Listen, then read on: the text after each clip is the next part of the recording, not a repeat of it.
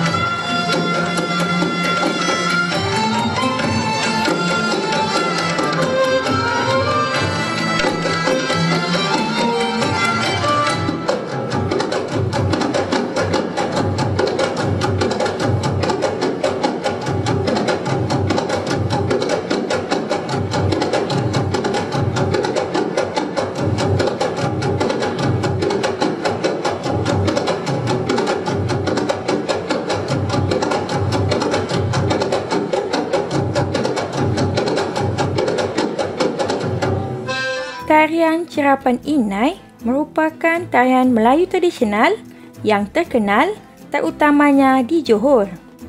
Berasal daripada tarian istana.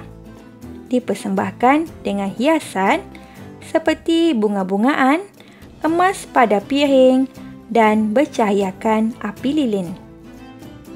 Asalnya ditarikan oleh penari wanita dalam bilangan ganjil. Boleh juga ditarikan secara berpasangan oleh penari lelaki dan wanita.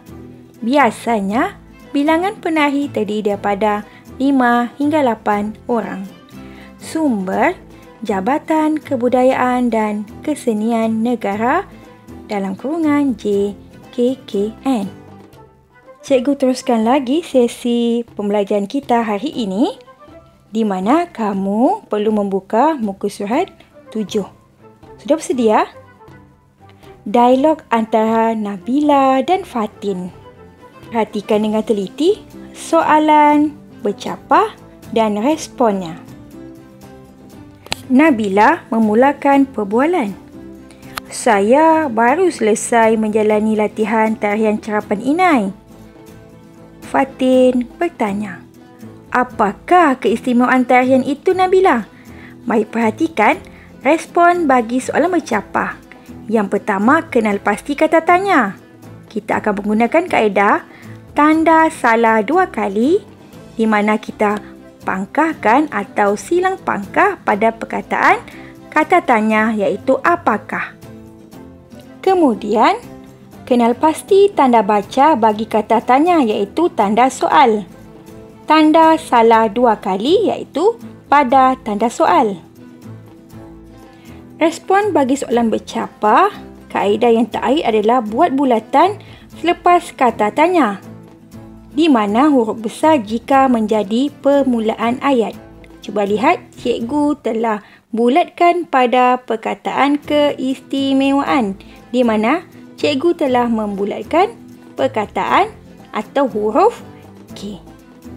Langkah yang terakhir ialah di mana kita turunkan saja, di mana kita letakkan keistimewaan tarian itu, Nabila, menjadi jawapannya. Gunakan teknik skop, di mana kita letakkan Nabila di bahagian hadapan sekali.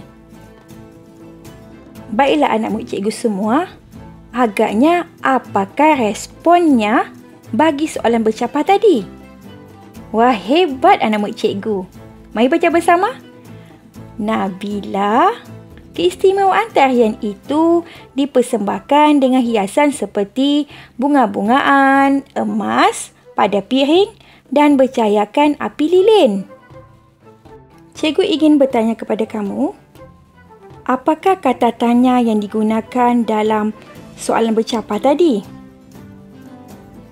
Tahniah. Betul. Apakah? Perbualan diteruskan lagi di mana Fatin bertanya lagi. Apakah fungsi cahaya api lilin itu, Nabila? Cikgu yakin dan pasti kamu dapat menjawab soalan bercapah ini. Ya, di mana kita pangkahkan 2 kali iaitu kata tanya dan tanda soal, kemudian membuat bulatan selepas kata tanya. Respons yang dibina menggunakan teknik skop, iaitu meletakkan Nabila merujuk kepada siapa di bahagian hadapan. Ada ingin mencuba? Wah, hebat anak murid cikgu hari ini. Pencapaian kamu semakin baik. Mari baca bersama-sama jawapan bagi soalan yang diberikan oleh Fatin kepada Nabila.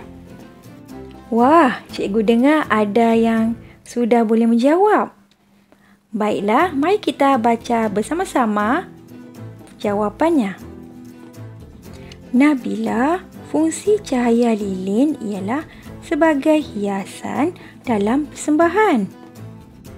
Fatin bertanya lagi kepada Nabila, jika ditarikan secara berpasangan, berapakah bilangan penari yang terlibat? Baiklah, untuk menjawab respon bagi soalan bercapah ini, kita perlu menggunakan kaedah tanda salah 2 kali iaitu kata tanya, berapakah dan tanda soal. Anak murid cikgu, ada yang ingin mencuba? Cikgu ada dengar tu jawapannya tu. Bagus. Cuba sebut sekali lagi. Tahniah. Kamu memang hebat. Mari kita bersama-sama menjawab respon tadi. Jika ditarikan secara berpasangan, bilangan penari yang terlibat adalah seramai 5 hingga 8 orang. Itu sahaja untuk sesi pembelajaran dan seterusnya anak murid cikgu perlu melaksanakan aktiviti ini. Yang pertama, murid cikgu perlu menghantar rakaman suara pada pautan yang akan cikgu berikan nanti. Kemudian, kamu perlu menjawab latihan dalam pautan kuisis nanti. Cikgu harap anak murid cikgu dapat melaksanakan tugasan ini dengan baik dan sempurna. Sekian, terima kasih kerana sudi belajar bersama dengan cikgu dalam channel Cikgu Suryana MS. Jumpa lagi. Bye.